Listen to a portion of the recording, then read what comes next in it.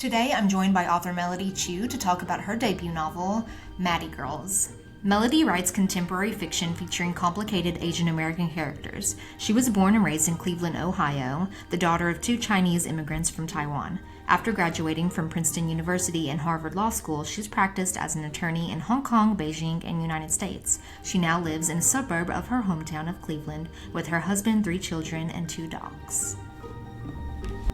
Welcome, Melody. I'm so glad to talk to you today about your debut novel, Mathey Girls. Am I pronouncing it right, Mathey? It's actually Mathey Girls. Mathey Girls. Okay. Yeah. I thought that I was doing that wrong. So, yeah, thank you for coming on the podcast. Oh, thanks for having me. I'm really excited. Absolutely. So, I know that you graduated from Princeton University and Harvard Law School. And I haven't read Mathey Girls, but looking over the premise, I would think it's safe to say that your own experiences have certainly inspired this book, right? Yeah, absolutely. I mean, I think I wrote Mathey Girls as kind of an ode to friendship, and that was based in large part on the friends that I have, the friend group that I've had since college, and we actually have like a Mathey WhatsApp chat. And so to me, to translate that into fiction was really easy, but none of the characters are kind of based on characters in real life. It's more that having that experience of having lifelong friends. Absolutely. So can you tell me what the inspiration was behind Mathey Girls apart from drawing from your own friendships and experience? Sure. So Mathey Girls is about a group of women who are about 40 and they have been friends since college, 2 decades prior. And one of the friends actually passes away in childbirth. And so the main character steps in to help take care of that friend's daughter, who's 9 years old, for the summer. And it was actually inspired by a personal experience because when I had my 3rd child, my son, I actually almost passed away. And so that experience for me was obviously life-changing, and it really redirected all of my priorities in the course of what I wanted to do with my life.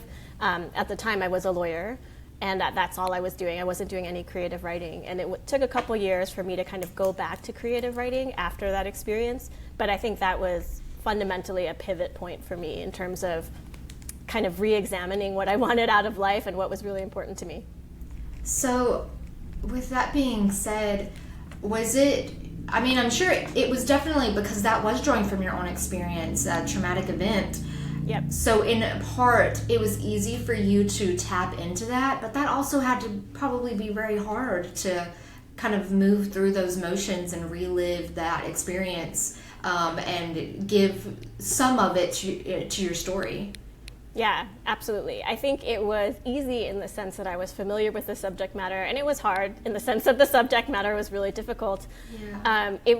So when I quit my law firm job, it was 2021 when I started to kind of really see if I could write novels. And so Mathey Girls is the 2nd novel that I wrote. And I think it took me writing an entirely different novel, completely unrelated to my personal experience in that sense, to let me kind of feel comfortable enough with writing and expressing myself through writing that with Mathey Girls, I felt like there was enough distance and enough time had passed, I think, for me to tackle it, because otherwise, yeah, it's a really tough subject. Absolutely. I totally understand that. And enough time and distance, like you said, it has been where you can revisit those emotions and stuff. So it had to be a little bit healing. And I'm glad that you did write it, because whenever we kind of tap into those things, we're offering something that other people can relate to. And I've read through your reviews, so many people resonate with the many different messages that you have in there, and it's a really special story to a lot of people. Yeah, thank you. I definitely feel so grateful that people have responded to the book. Because I self-published it, I really wasn't sure how it was going to be received, and I've been really gratified that people have seen themselves in it, not necessarily the maternal health aspect, but some people really have, like they know people who have gone through these things and have even passed away, but also just, the lifelong friendship, the themes of imposter syndrome and trying to live up to expectations. I've been really gratified that people have found themselves in the book.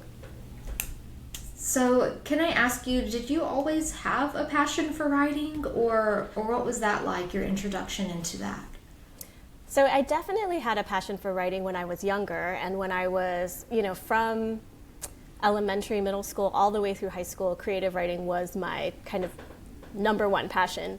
And then I actually took a detour when I was in college, when I fell in love with Chinese language and Chinese studies. And I think it's because I grew up not really knowing Chinese. We didn't speak Chinese at home, and I had never really studied anything about the culture. And so once I was exposed to it in college, I kind of fell headfirst. And I really wanted to live in Asia and work in Asia after my schooling was done. So from about college all the way through 2021, so about 2 decades, I actually didn't do any creative writing. So I was busy being a lawyer. I worked in Hong Kong and Beijing, and I had 3 kids. And I never had the bandwidth to really, focus on the creative side of myself. And so it took me actually having to step away from the job and step away from my career where I could really go back to see if I still loved writing, to see what I could actually do. And as soon as I kind of concentrated on it and put myself into it, I reconnected with it very quickly. I totally understand that. I think a lot of people share that similarly, is that you kind of lose sight of yourself creatively as you're becoming an adult and you're dealing with responsibilities and things. It is very easy to put that on the back burner, and then we revisit it once we feel like we have a little bit of space or need for that creativity. So I similarly did not I had a love for storytelling and stuff, but there was a big gap there. So yeah, it's funny because I think there's a lot of emphasis on, at least growing up, I felt like there's a lot of emphasis on, child prodigy or really young, famous writers who were in their 20s and, they got famous right away. And I feel like I definitely did not have the experience I needed or the confidence even in my own self of who I was to be that kind of writer when I was younger. And so, now that I've had a career and I've lived abroad, I think, my experience has informed so much of what I write, and I feel like I can give a much fuller depiction of characters and people because I've seen just more of the world. Absolutely. So some of the words that you used, and I know that imposter syndrome is something that is an element in Mathey Girls, and you talked about growing up being Chinese, and then child prodigies and things, and expectations. So I know that is somewhat of a stereotype, but how did that translate into Mathey Girls? Was your experience growing up Chinese? I mean, I know it absolutely was, but I want to hear from you, your experience growing up Chinese and dealing with those things. How did that translate into Mathey Girls? I think, it's a huge topic, right? Like how my identity as a Chinese American influenced me in my writing. I think I have a pretty unusual background for somebody who is in the Asian American kind of creative writing space, because I did not grow up around a lot of Chinese Americans. And again, I wasn't very in tune with the Chinese side of my culture. And that definitely has informed kind of why I decided to dive into it and all of the feelings I've had around it. So if you read Mathey Girls, you'll see it's very not one-sided in terms of I am Chinese American and this is how I identify. It's very much like I am Chinese American, but I don't know where I fit in with how Western I am or how Chinese I am if I don't know Chinese. And so, it's definitely had an impact there. And then I think for me, the imposter syndrome is less of a personal issue for me. I actually felt more like I've had a lot of friends who are not necessarily, Asian American, but especially if you go to these fancy schools and there are expectations that you're going to be this success, right? And everyone kind of thinks you're going to have this glorious career ahead of you. And some of my friends really didn't. They didn't follow that kind of career path. And I've always felt I've had a lot of empathy for friends who are kind of they didn't feel like they lived up to the expectations that people had given or even they gave themselves. And I really wanted to explore that because I feel like it's a lot more important to be a good and decent person than it is to have a successful career. But when we work so hard to get into these good schools and set ourselves up, it almost becomes now you have to do it. Now you have to do the career. Now you have to be successful. And I wanted to kind of explore that more. Absolutely. And I think you did it wonderfully. Whenever I look at it, I don't see the identity of the main character at the front. I see a story, and that her identity as a Chinese American is just a part of it. And exactly. So what do you hope people take away after reading Mathey Girls? I know everyone has their own thing that they'll latch onto, but as the author, what do you hope people take away from it? I am really excited when people read it and they feel moved in some way. And so sometimes it's people saying they feel like they see themselves. And sometimes it's even people just saying, I don't like the main character. Like, I don't understand the choices she made, and I wouldn't have made those choices. But to have a feeling of something you read and to finish through the whole story is really kind of all I'm asking for. I think that a lot of people have read it and then said, this made me want to reconnect with my friends, made me want to reach out and kind of think about how important those old friendships are, and that's also really nice. Absolutely. And I think friendship, I wrote a book about friendship, and I think especially, for some reason, like friendship in books, I think it's a lot centered around YA, but I'd like to see it in adult, because when we are going through a transformational period in our life, friendships are what grounds us. And so I think it's a great representation of transformation, just support systems that are vital to us when we're going through that. Yeah, and I feel like I didn't even think, I definitely thought about it a lot more as I've, talked about the book. I think there's something really, really special about the kind of friendships you make when you're young, like right before you're about to become a fully formed adult. The friends that I made when I was 20, I like to think that they actually know me probably better than, my husband, better than almost anybody in my life, because they saw me at this stage where I was just becoming my own person. And then they stayed with me throughout all those years.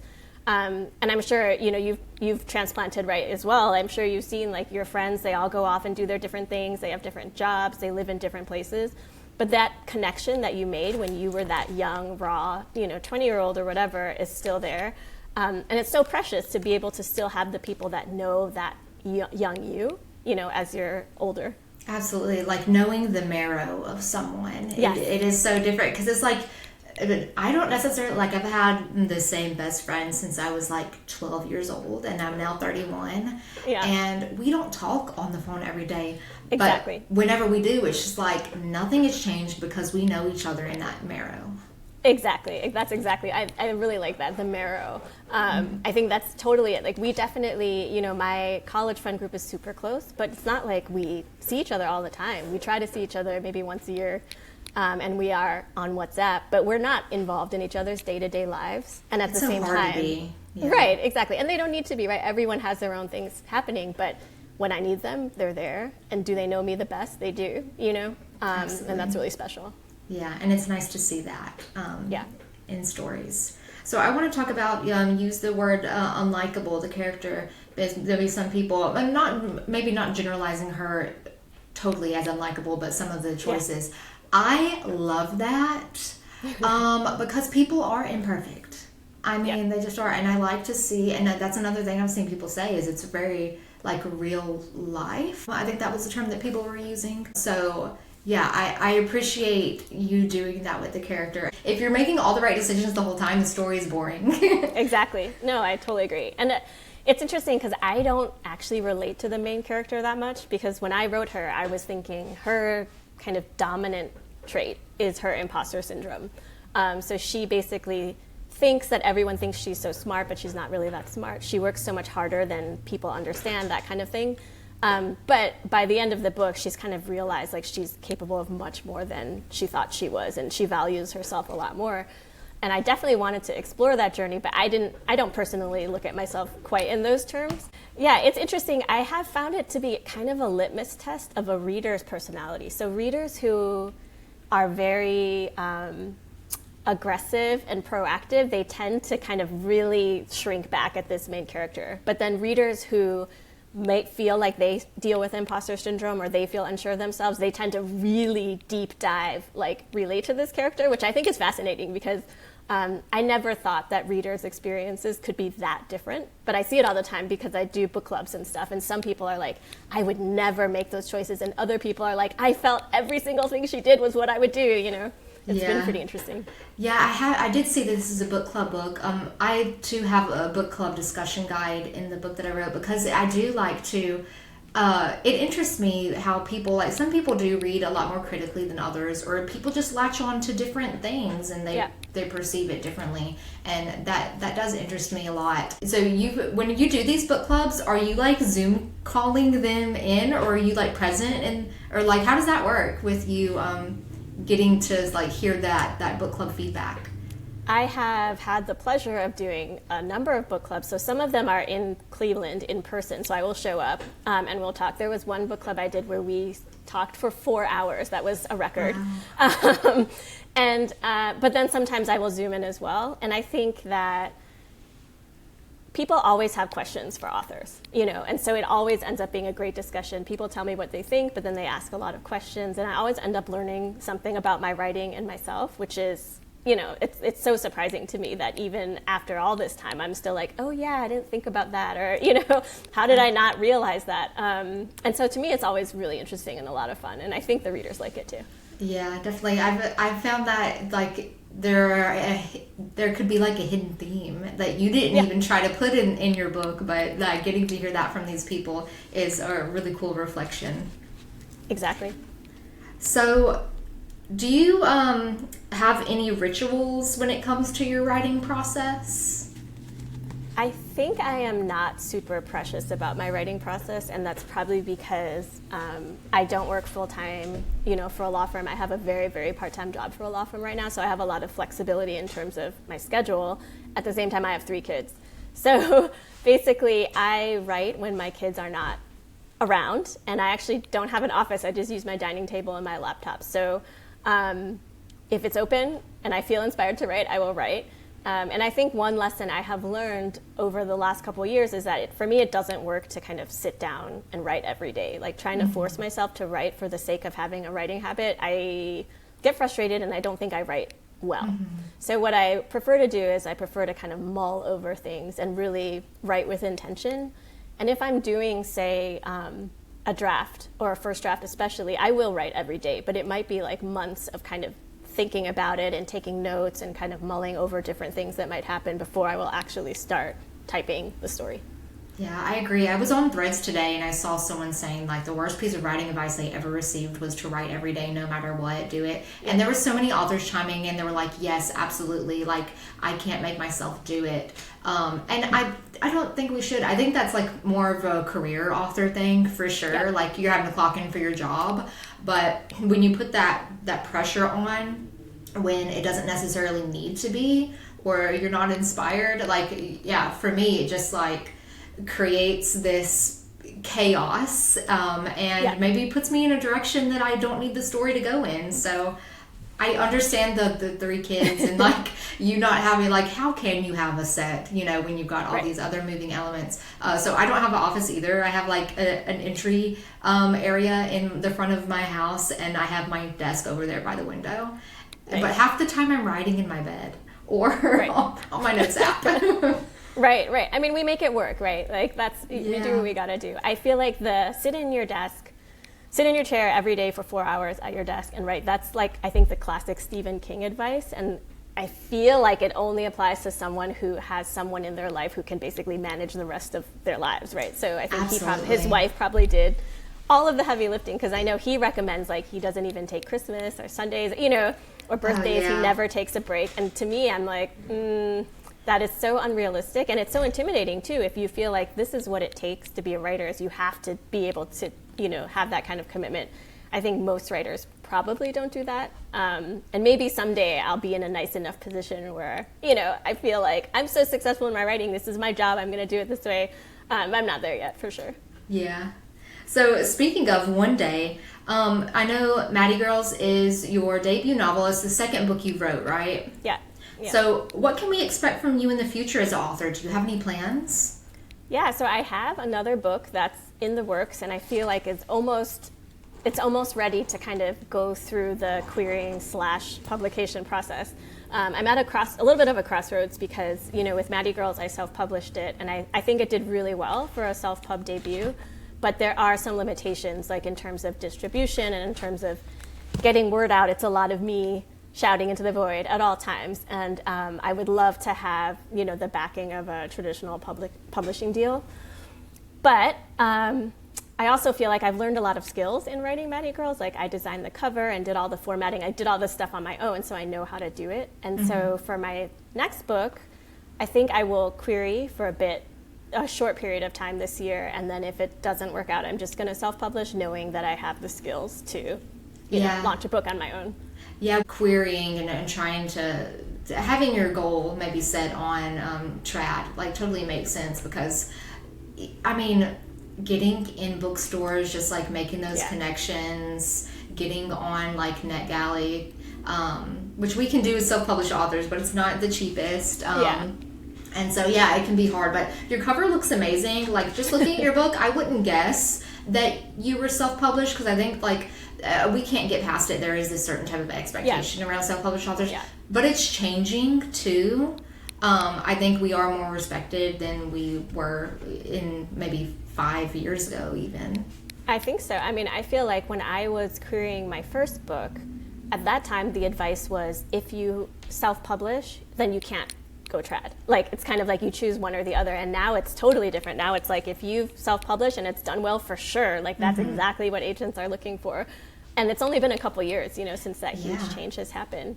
And one other thing which I feel very proud of is that the Princeton Alumni Weekly, they have a quarterly book club, and they actually chose Mathey Girls for their fall selection this year. And it's the first time they've chosen a self-published book. And I am definitely taking that as a stamp of validation, because I never thought it would even be in the running, because it wasn't traditionally published. But I think as readers kind of read more high quality self-pub books, and, you know, we have the tools like Canva and social media to kind of have a presence. Hopefully people are going to start to realize that there really shouldn't be, you know, the stigma attached to self-published books. That's amazing. Congratulations on that. Put that in your query bio. Thank 100%. There is that pipeline. It definitely is so much more prevalent. And I just talked to trad authors before, and they're like, I have several friends who have went from self to trad. And it makes sense, you know, in the age of social media. If something is gaining traction, of course, people are going to want to latch onto that and go along with it. So I have all the confidence in you that you will manifest that for sure. Thank you. Yeah, and I actually feel like nowadays I know a couple traditionally published authors who have published a couple books and now are like, maybe I should self-publish because it just makes more sense financially in terms of control and royalties and all that stuff. So I think watch this space basically is how I would view it. Yeah, I'm glad you said that, because I mean, trad pub isn't the end all be all. It's different for everybody, and I can't name any authors specifically, but I have listened to No Right Way by Evie Schwab on that podcast, and she's had a couple authors on there who have made that pipeline of going trad back to self. Yeah. It just made sense for them financially, like you said. So this is a fun question. What is the last book that you read? Okay, so I have been reading really good books recently. So the last book I finished was called American Han by Lisa Lee. And it came out, I think, recently, but I feel like it hasn't been as widely promoted as a lot of other AAPI books that have come out recently. And it's about a Korean American woman and basically like her kind of dysfunctional relationship with her parents, and then something happens with her brother. But it's really powerfully written, and I feel like more people should talk about it. And it's, on the one hand, it's kind of bleak because her parents are kind of terrible, but on the other hand, it's also very raw and honest. So I would highly recommend if people are interested in more like AAPI fiction. And then I'm reading Kin by Tayari Jones, and so far it's great. It's so good, and which I knew it would be, but I think I've heard of Kin. I haven't heard of the other one that you said, American Han. Yeah, American Han, H-A-N. Yeah, Kin for sure, I think a lot of people are talking about, and rightfully so. And American Han, I think, is probably not the easiest to read because of kind of the subject matter, but it's also like really enlightening and really well done. I'm going to have to look into that because, I mean, when you use the word bleak, I'm like, hold on a second. Because I like when books explore uncomfortable subjects because it makes you feel something. Like it makes me connect to the story. Because a lot of times they're real things that happen to people. So like, why shy away from it? And you know, there are definitely moments when I was reading it where I was like, I really hope that a lot of this is fiction, because otherwise it's it's rough. It's rough if you kind of went through this with your parents and this is how you're writing Yeah. it. And yeah, there are certain, like, I guess you need to pay attention to trigger warnings too, because especially when it's not departing from real life, like a lot of the stuff that I read is departing from reality, so I think that makes it easier for me because I know it's not like a real scenario. But with it being contemporary, maybe, is that what that it is? Yeah. With it being contemporary, I could see how that would maybe be a little bit harder. You'd have to be in a right headspace and make sure that you're not going to be triggered. Yeah, that's right. So I have another question, and this is something that I ask everybody. Mm-hmm. What is something that is bringing you joy right now? So I feel like we are in a time of like overwhelming despair in terms of what is going on in the world around us. So I try to get joy in the small things as much as I can. And it sounds probably really cliche, but spending time with my kids, reading books. I think now is not the time where I can feel free to have huge, I'm going to start this new hobby or go to this new place and learn this new stuff. It's more just kind of like, let's be grateful for what we have in our lives. And I am very, very, very happy with how Mathey Girls has done in its first year. And I'm super excited that it's still finding readers. And so I let myself take joy in that, which is maybe not something I would have thought I'd be doing at this stage. I really didn't know if people would be reading the book, so I'm happy in that. Yeah, I like that answer, and that is true. When I pose this question, I usually remind people, I'm like, it can be small, because like someone answered glitter pens. Like right now I'm using glitter pens, and that's bringing me joy. So it is important, like, to kind of make our view a little bit smaller and really zone in on these things, like you said, when the world around is so crazy. So spending time with your family, I mean, that's something that we can easily lose sight of with busyness and things. So, and then really sitting with the reception of Mathey Girls. I think a lot of authors, I have spoken to some where they're like, okay, they achieved one goal, let's move on to the next one. But really sitting down and being like, wow, people have told me that they love this book, and really accepting that. Yeah, I think so. And I think, I generally in my career and stuff like that don't have imposter syndrome, but for writing, yes, and I think writers often do, because especially if you're self-pub, because you don't have that stamp of approval from a big publisher. And so to have, to let people's comments and praise or whatever, like to actually take it and hear it and appreciate it is something I kind of had to learn how to do, because I never really was sure, how it is, because you can't really know when you self-publish your book. But hopefully the reception hopefully the reception for Mathey Girls speaks for itself. Yeah, absolutely, because being, like you said, being a self-published author and not getting that permission slip and that external validation from an agent and then a publisher. So it is so much more special. Well, I can't say so much more, but I know how special it is when we read those 5-star reviews and we're like, okay, this is my validation. It's funny because there's the advice, like, don't read your reviews, and I'm like, if I didn't read my reviews, I would have no idea, right? Because we don't have other things, like we don't have trade magazines talking about us or anything like that. So we take where we can get, I think. Absolutely. Did you put Mathey Girls, just out of curiosity, did you put Mathey Girls on any of like the ARC platforms, or was this just like organic readership that you were able to find in the beginning? Yeah, I didn't do any of the ARC stuff because I had no idea. And I really thought, the way that I thought about self-publishing Mathey Girls, which was that I had faith in the book, and I felt like it was where I wanted it to be, but I really wanted to get working on my next book. And so I thought, as a way of kind of having closure and saying, okay, I'm going to stop querying, I'm going to, that I would publish it.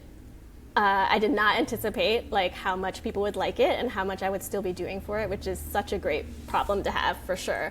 But yeah, no, I had no idea that was a thing with the ARCs and stuff. And actually, I don't even know if I were to self-publish the second book, it seems quite intimidating, actually, to do that whole process. And I think you have your audience. Yeah, and when you already have your audience, it's like, is that really necessary? So I didn't know that either, and so I published my paperback and ebook, and then like a month after it was released, I was like, wait a second, I can do this. And so because I had an audiobook coming out the next month, and I was like, okay, for the release of the audiobook, I'll list that and the E on NetGalley, and so I was able to get pick up some pace there. But speaking of like not looking at your reviews, so there's two different ways. Like you can accept, like you have to approve or deny ARC readers on there. Okay. Or you can set it to where anybody can pick it and read it. So for the first 12 hours, I accidentally had it set where anybody could pick it and read it. And my audience is not male. And so unfortunately, I had unfortunately I had some males. I just know that they weren't going to like it. And so then I got like a few bad reviews from men. I mean, they just weren't their target audience. So in that aspect, I'm like, okay, yeah, I'm not looking at my reviews because I know there's some people who read it and it like wasn't meant for them. Right. Yeah. But, oh no, I can totally see that. Yeah. It's definitely so many things to learn, but I think, you found your audience, and I think that you'll be like perfectly fine for your next book without like doing any of that stuff necessarily. Yeah. Have you announced your next book on your social medias or anything? Or is that still... not really. Okay. Yeah, I mean, it's basically, so when I am writing, I don't usually like to talk too much about what, what I'm working on. I think at this point, I'm happy to talk a little bit more about it because it's near enough to the end where I'm going to start querying anyway. So it's basically not related to Mathey Girls, and is about a woman who is living in Cleveland, where I am, and she's raising her son, and her father-in-law comes to stay with her, and she's not super happy about it. But at the same time, her sister, who she's estranged from, has like a health issue, and she has this plan where she's going to bring her like super estranged family back together. So she's juggling like all these different plates at once, and it's a funny book. So I'm excited about it because it's like very different in tone from Mathey Girls. It's more like a domestic dramedy, and hopefully it will make people laugh. Yeah, but even though you're saying it's a little bit of a different tone, I can still see the similarities, being that it's a contemporary and you're dealing with some family dynamics. For sure. Yeah. And I love when authors give us a little bit of something different, like change it up just a tiny bit, like maybe change the tone in the next book or something, but we can still see that it comes from them. Yeah, so, absolutely. Mix it up. I don't want to see there's like this fine line. I don't want to see these like templates, I guess, of stories like done over and over again.